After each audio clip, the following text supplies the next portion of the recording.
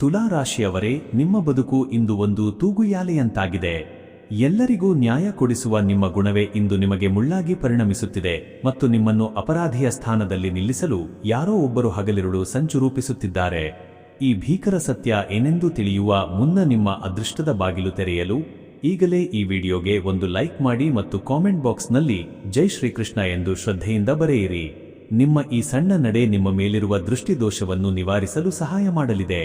ತುಲಾ ರಾಶಿಯವರೇ, ನೀವು ಯಾರ ಹಿತ ಬಯಸಿದ್ದೀರೋ ಅವರೇ ಇಂದು ನಿಮ್ಮ ಪಾಲಿಗೆ ವೈರಿಗಳಾಗುತ್ತಿದ್ದಾರೆ ಎಂಬ ಆಘಾತಕಾರಿ ಸತ್ಯ ನಿಮಗಿನ್ನೂ ಅರಿವಾಗಿಲ್ಲ.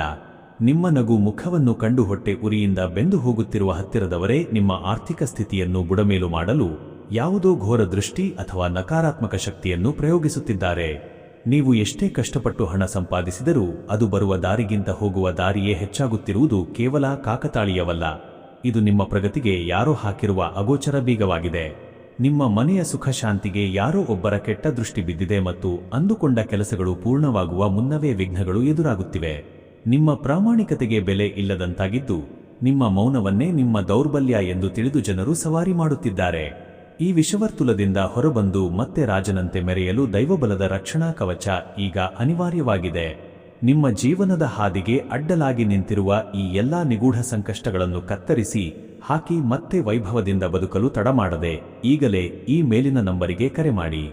ನಿಮ್ಮ ಸಮಸ್ಯೆಗಳಿಗೆ ಮಂತ್ರದಂಡದಂತಹ ಶಾಶ್ವತ ಪರಿಹಾರವನ್ನು ಇಂದೇ ಕಂಡುಕೊಳ್ಳಿ.